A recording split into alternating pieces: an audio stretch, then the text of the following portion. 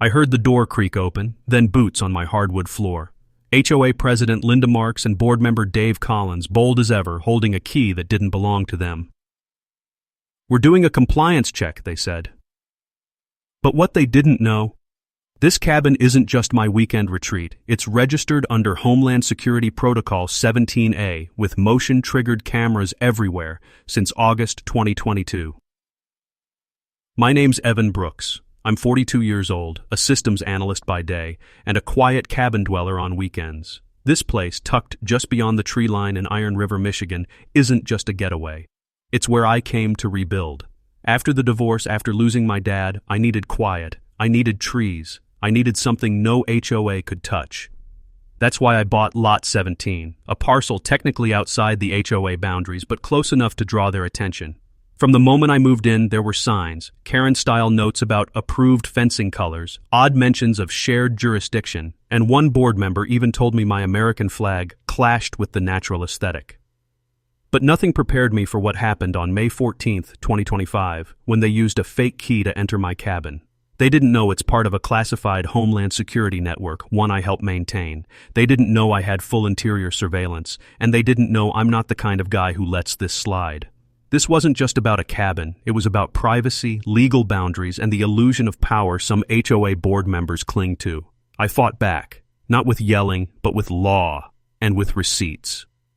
Where are you watching from? Have you ever had to protect something quiet, small, even sacred from people who thought they had authority they never earned? Stick around, because what started as a compliance check turned into a federal investigation. The cabin didn't come with a white picket fence or a wraparound porch, but it came with silence. And that's exactly what I was buying. Nestled at the edge of the Upper Peninsula, just north of Iron River, Michigan, the place was a one-story log frame structure with a tin roof and a wood-burning stove that crackled like a heartbeat. No Wi-Fi, no neighbors within shouting distance, just birch trees, a gravel road, and my name on the deed. I found it by accident, on a trip I hadn't even planned. My divorce had finalized that March, after 2 years of tension, mediators, and a house filled with quiet hostility. We sold the house in under a week. I packed everything I owned into a single storage unit in Chicago and left with no itinerary, just a duffel bag and a vague idea of hiking in the North Woods. That weekend, I ended up in Iron River. The locals were quiet, friendly in that rural Midwestern way, polite, helpful, but not nosy. I liked that. I stayed at a rundown motel, bought gas station coffee, and wandered trails until my calves ached and my thoughts stopped racing. That's when I saw the sign, weathered, nailed to a tree, just off County Road 51. For sale, cabin, 2 acres, solar, well. No mention of HOA, that was important. I called the number. The man who answered, Rick Talbot, said he could show it that evening. He didn't bother with a sales pitch, just handed me the keys and said, "Take your time, sit in it. If you hear anything you don't like, don't buy it." I sat in that cabin for 4 hours, read the original deed paperwork, listened to the wind brushing against the trees, watched the sun fall through the leaves like a slow-moving fire. I didn't hear anything I didn't like. I bought it that week.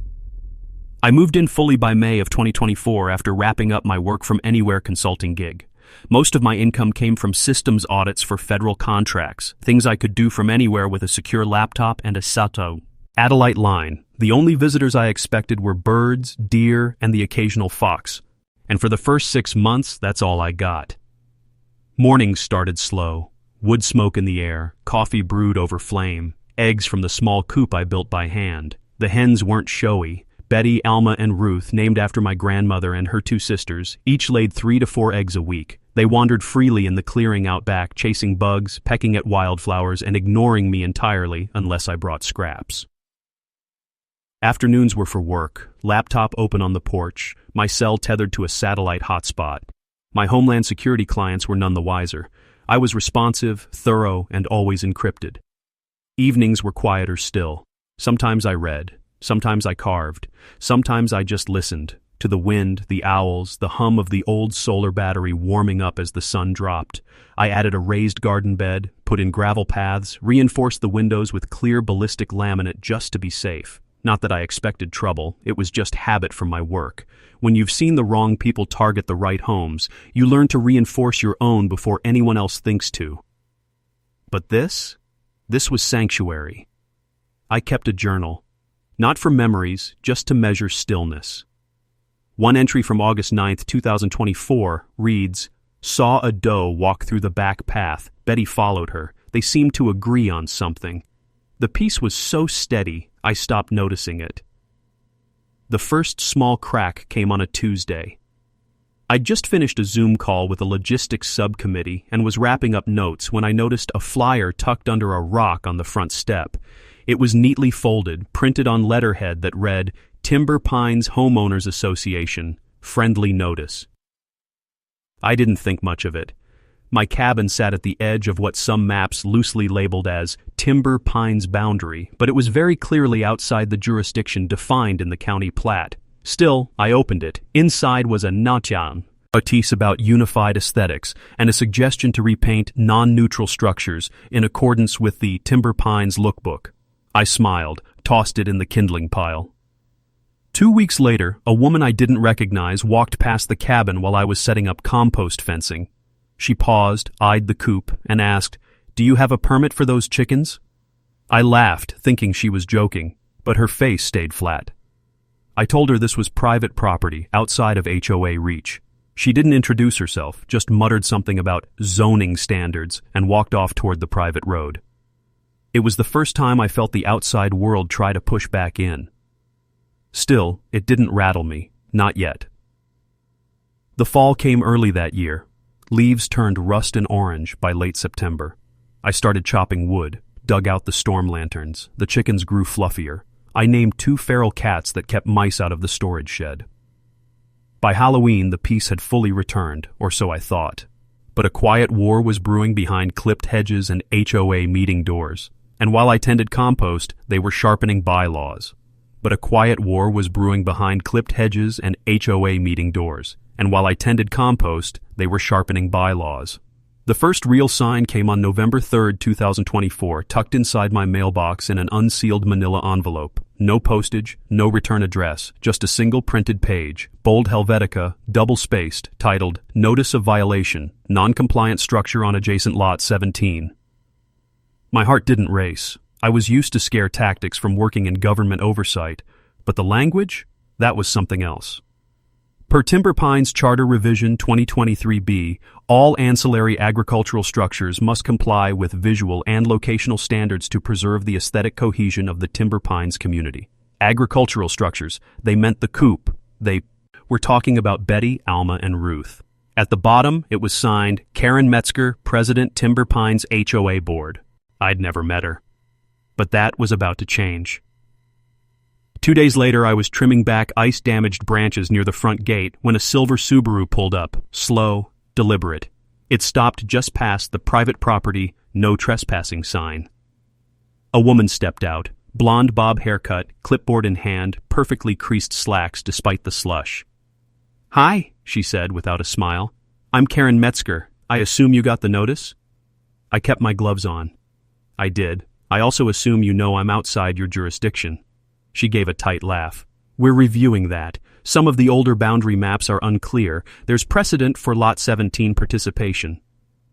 "Precedent isn't law," I said. "County records list this parcel as exempt. I checked that before I bought it." Her smile froze. "Well, this isn't about ownership. It's about community standards. Chickens are not consistent with Timber Pines' environmental tone." Environmental tone. I stared at her. They're heritage hens, quiet, health certified, and none of this would matter if you didn't cross a boundary to deliver a threat. She straightened the clipboard like it was a weapon. "We'll be following up." Then she turned and walked back to her car, deliberately driving over the edge of my gravel path on her way out. Over the next 3 weeks, the pressure turned from strange to strategic. I started getting flyers, 2 or 3 a week. Same boilerplate language about non-compliance, noise pollution, and unregistered dwellings. Someone left a Timber Pines bylaw handbook in a plastic bag on my doorstep with sections highlighted in neon orange. Then came the neighbor visits. First was Mrs. Janice Feller, a retired school teacher who lived down County Road 51. She dropped by with cookies and casually mentioned that some folks were concerned about disease from the chickens. Next was Tom Rausch, a forestry contractor who once helped me haul winter wood. He seemed sheepish when he asked if I had installed a compost toilet against code. Against whose code? None of these people were combative. They were just changed, like someone had handed them a script and told them to rehearse it. Karen never returned in person, but I noticed her car slowing near the road entrance twice, once at dusk, headlights dimmed. By early December, I found a small security camera nailed to a tree facing the chicken coop. No logo, no brand, just a wireless antenna and a solar panel no bigger than a paperback. They were watching me. I contacted the county zoning office to confirm, again, that I was outside Timber Pines' jurisdiction. They emailed me a scanned plat map and official letter confirming my parcel stood alone. The HOA had no legal standing over it. I printed 5 copies and taped one to my window. The next day, it was gone, ripped cleanly from the inside of the glass. That was the moment it clicked. Someone had entered my cabin. I checked every window, every lock, no signs of forced entry, nothing stolen. But one thing was off. My spare key, which I kept magnetized to the underside of the propane tank, was missing. Someone had made a copy, and suddenly this wasn't just harassment, it was trespass. I filed a report with the county sheriff, who was sympathetic but non-committal. These HOA people, they think they're law, he said, but off the record, I'd install cameras. I didn't just install cameras, I upgraded the entire surveillance grid. With my Homeland Security clearance, I had access to motion-sensing surveillance equipment meant for rural infrastructure sites. I'd never used it on personal property before, but I wasn't about to let strangers violate my home under the guise of community harmony. 3 days after the upgrade, the system flagged motion at 2:47 a.m., a silhouette approaching the side of the cabin. With a flashlight, the grainy clip showed them attempting to open the back door with a key. When the door didn't open because I had changed the locks, they stepped back and looked into the camera lens directly. Karen Metzger, wearing gloves, looking annoyed, holding a clipboard even at 2:47 a.m., she left without forcing entry. But she'd tried. The next morning, I sent an encrypted report to my Homeland Security liaison. The cabin, though private, was listed as a secondary relay for data testing, meaning any breach would fall under federal review. That same day, I received another envelope, this one taped to the coop. Final notice before enforcement. Remove all non-compliant structures within 10 days or face daily penalties of $500. Signed again, Karen Metzger, HOA President. I laughed out loud. They had no authority, no legal ground, and they were about to learn exactly how much I knew about federal boundary law, surveillance compliance, and criminal trespass statutes. I documented every incident, I archived every notice, I filed a request under the Freedom of Information Act for Timber Pines' most recent charter revision, just in case they'd fudged the paperwork to make their claims look legitimate. They were playing a suburban power game. I was preparing for a legal ambush, because they didn't just cross a line, they crossed a federal threshold, and the cameras saw everything. They were playing a suburban power game. I was preparing for a legal ambush, because they didn't just cross a line, they crossed a federal threshold, and the cameras saw everything. But trespass was just their opening move. Over the next 2 weeks, the tactics turned from covert to coordinated. It started with noise. At exactly 6 o'clock a.m. on December 19th, a leaf blower screamed to life just 50 feet from my cabin. There were no leaves, just snow, but Tom Roush stood there, blowing at nothing, dressed in Timber Pines maintenance gear. He didn't look at me once, just blew the blower into the wind for 10 solid minutes before walking off without a word. The next day, a chainsaw. Same time, same location. This time it was Janice Feller's nephew, grinning like he'd been paid to audition for the world's worst lumberjack. By the 3rd day, I stopped counting. The message was clear. We know where you are, and we want you gone. I filed another report with the sheriff, who admitted, again, that his hands were tied. Unless they're stepping on your land, he said, they can make noise. It's dumb, but it's legal. That night, I heard gravel crunching just past the tree line. I turned on the motion lights, and whoever was there scattered, but they left something behind, staked into the frozen ground near my driveway, a real estate sign. Coming soon. Timber Pines. Executive cabins. Model lot. Available for redevelopment. Redevelopment? My land. I started digging. I pulled county records, zoning proposals, and even public meeting minutes from Timber Pines HOA. It took less than 2 days to find the motive. In September of 2024, Timber Pines submitted a request to the county for a zoning variance to expand the HOA boundary by one parcel. One parcel, Lot 17, my land. Their plan? Turn it into a model smart cabin lot for a proposed Timber Pines expansion district, complete with green roofing, digital irrigation, and luxury vacation leasing contracts. There it was, in black and white. They didn't want peace. They wanted my cabin because it was in their way. I wasn't a nuisance. I was an obstacle. And Karen Metzger was going to move me, by force or fabrication.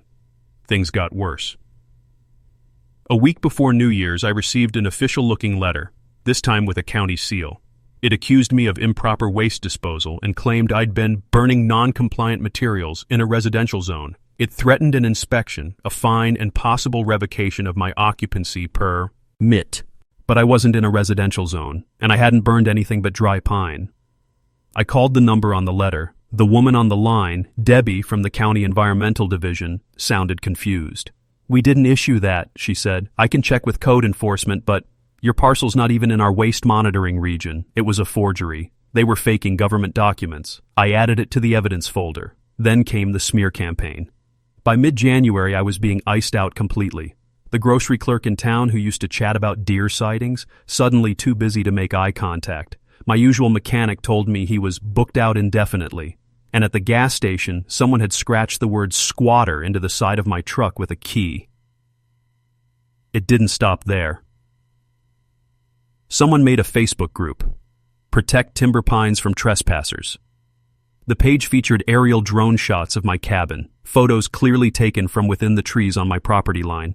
They accused me of squatting on transitional land, housing biohazards, and maintaining illegal surveillance equipment. Hundreds of comments, neighbors tagging neighbors. One post claimed I was linked to anti-government militias. Another accused me of poisoning the groundwater.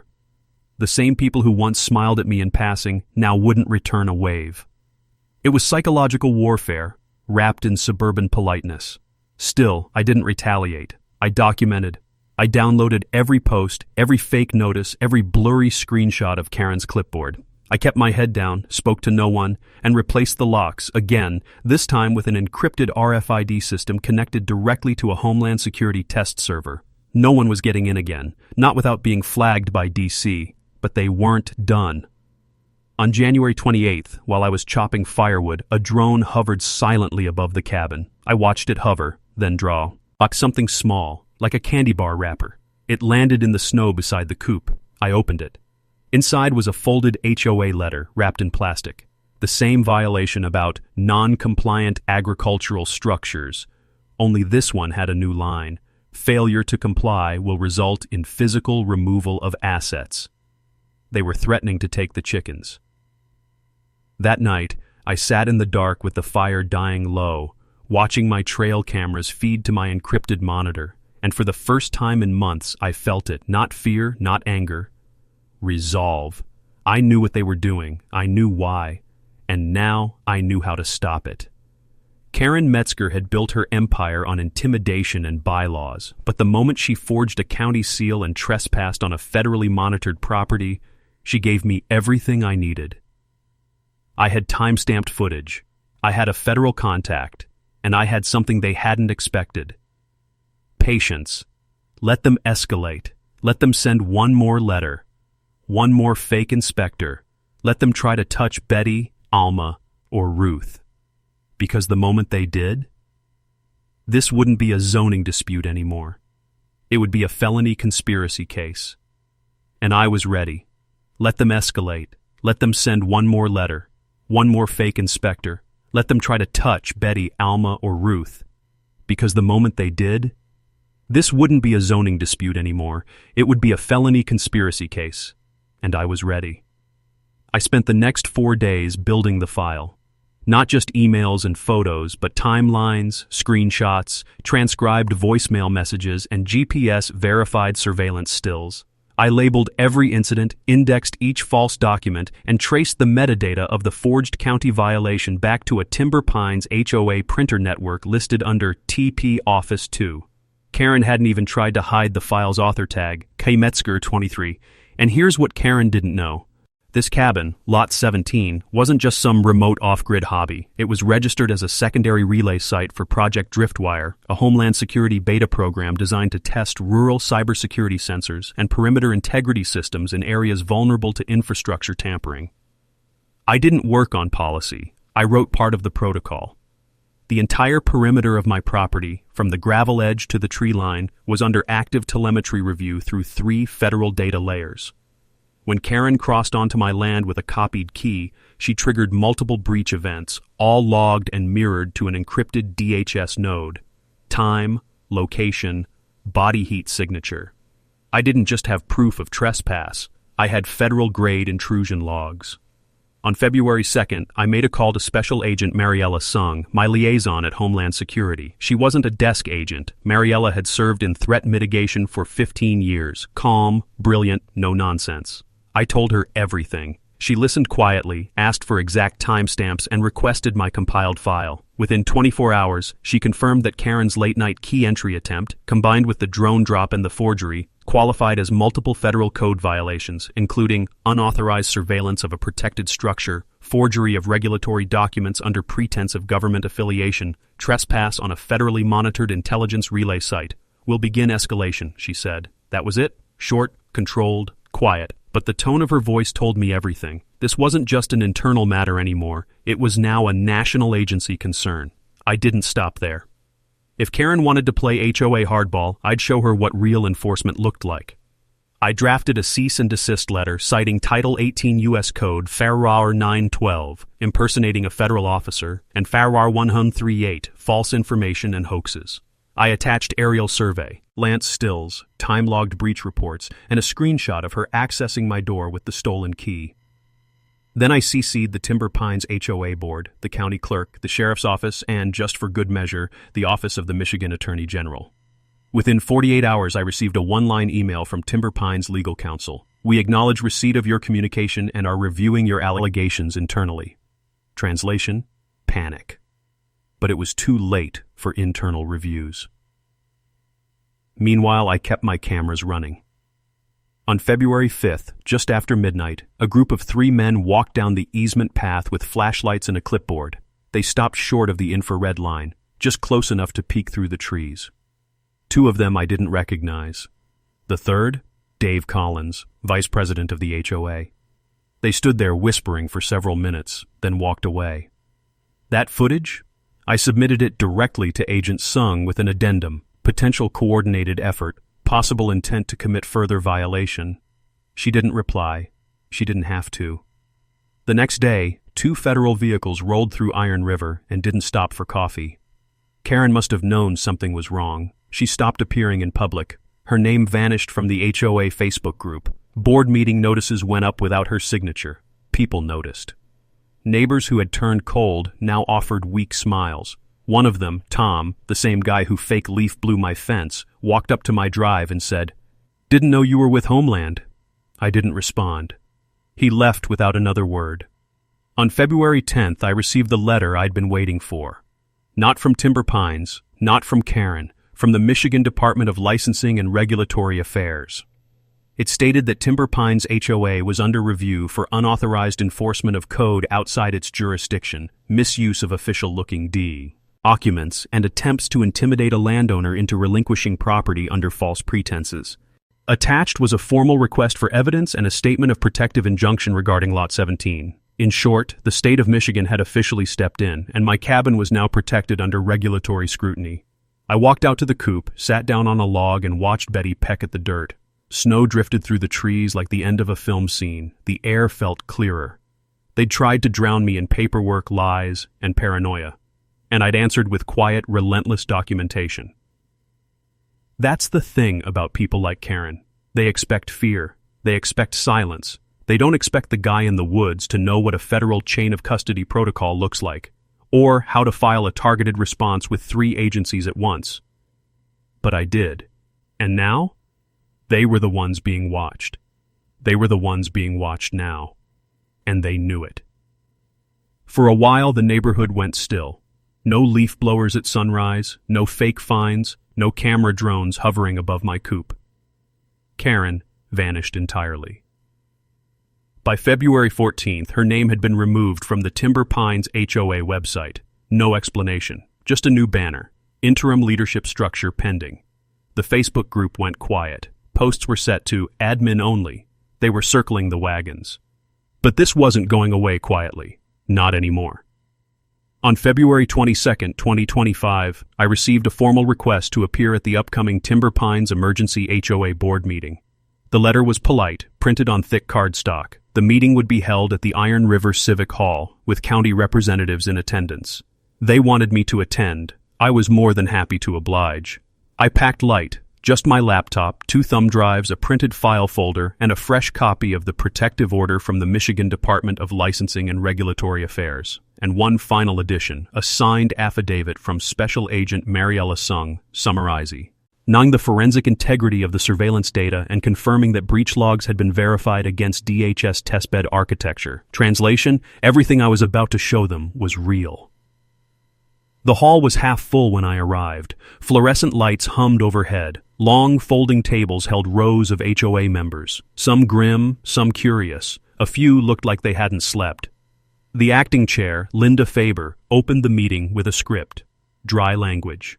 Thank you all for attending. Recent concerns raised regarding governance overreach, effort to clarify boundaries, and protect community values. But her voice cracked when she introduced me. And now, we'd like to invite Mr. Evan Brooks to present his concerns. I walked to the front table. No dramatics, no pacing, just quiet preparation as I opened the folder and connected my laptop to the projector. The first slide, Lot 17, Sovereign Parcel, non-HOA registered, title verified, county recorded. I spoke evenly.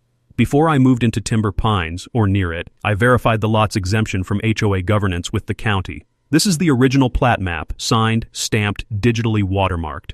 Second slide, a copy of the fake HOA notice, the one with the counterfeit county seal.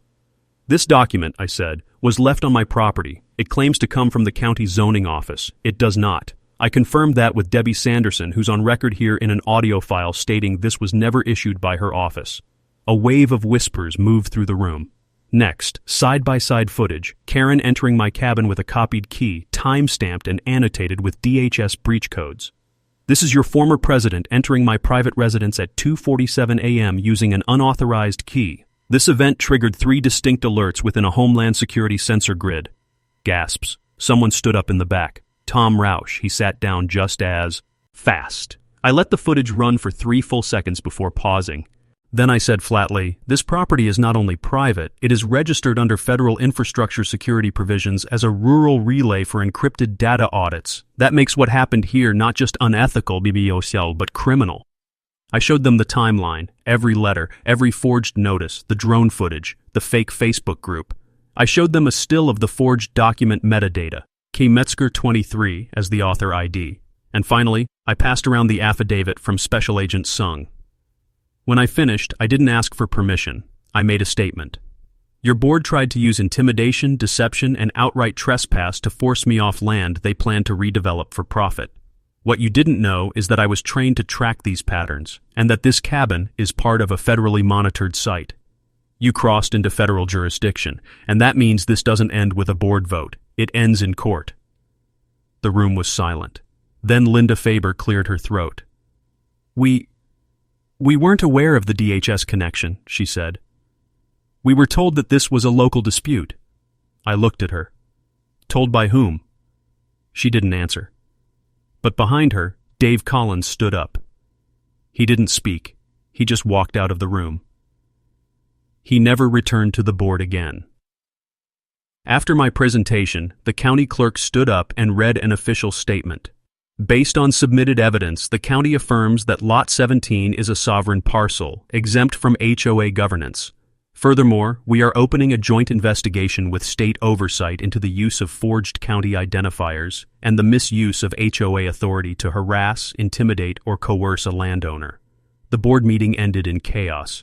Some members resigned on the spot. Others demanded an internal vote of no confidence. I didn't stay for the arguments. I packed up my laptop, nodded politely, and left through the side door.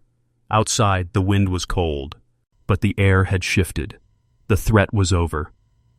In the weeks that followed, Karen Metzger was formally removed from the Timber Pines HOA.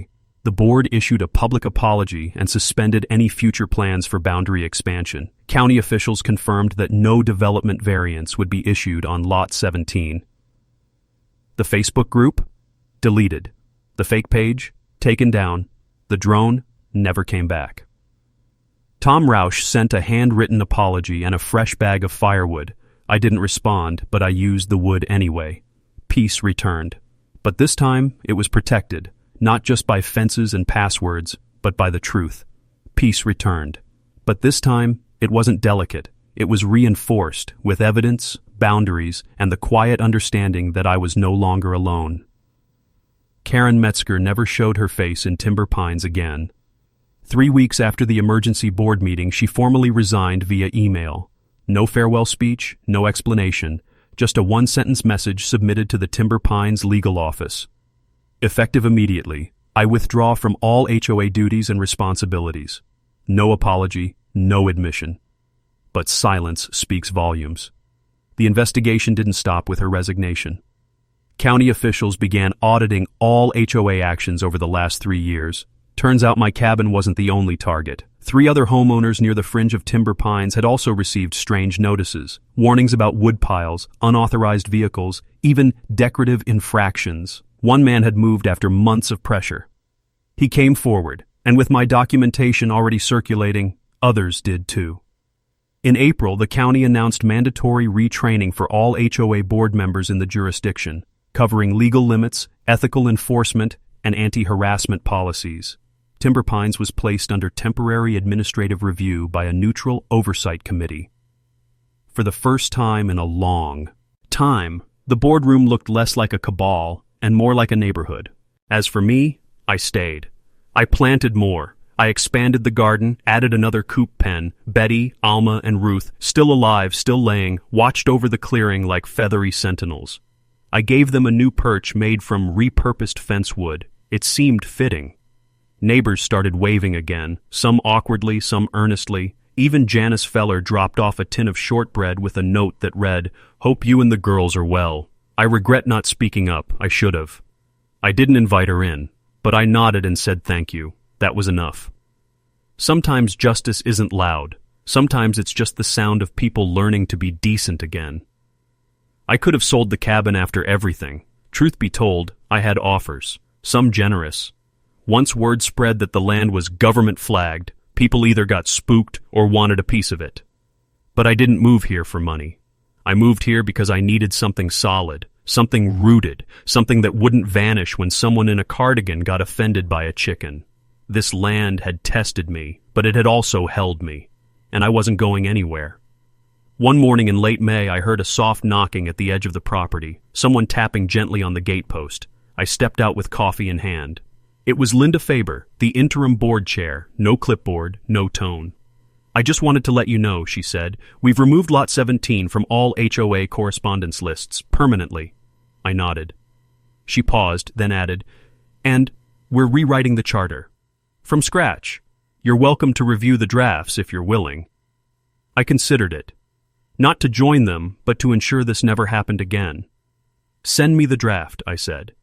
"But I don't do fine print. I do boundaries." She smiled. Understood. Then she left, quietly, respectfully. Progress. I rebuilt the front gate that summer, not out of fear, but intention. The old wood was warped and racked, and it carried too many memories of envelopes, flyers, trespass. The new gate is heavier, darker cedar, reinforced hinges. Above it I carved a phrase in soft block letters burned into the grain. "What you try to take by force will be held in truth." Below it, a small brass sign. Lot 17, private, protected, home. That fall, the chickens started molting, their feathers scattered across the yard like paper confetti, floating over the soil I'd fought to protect. On October 12th, Betty laid her 500th egg. I held it in my palm, warm and perfect, and just laughed. Not because it was funny, but because we were still here. Me, the birds, the cabin, the trees, and the silence. The kind of silence you earn. Sometimes I replay the footage. Not the parts where Karen sneaks up to the cabin or where board members stand whispering in the dark, but the part at the end of the board meeting, after I'd presented my evidence, after the room had gone quiet. There's a beat where you can hear the projector fan whirring and someone's pen clattering to the floor. No one moves, no one speaks, just the full, raw weight of truth settling into the room like dust. I keep that moment, because that's when I stopped being the guy hiding in the woods and became the man who stood his ground. So no, I didn't move, I didn't quit, I didn't sell out, and I didn't back down. They tried to take a patch of dirt, 3 hens, and a shack with a stove, but what they lost was control. End line option 1. Betty laid her 500th egg last week, and I laid down the law. End line option 2. They thought they could scare me off with paper threats. Turns out I was holding a federal ledger. End line option 3. The gate is closed, the signal is secure, and this land is staying mine. Have you ever had to defend your peace from people who thought they had power over you? Ever watched some? One try to rewrite the rules just because they didn't like how you were living.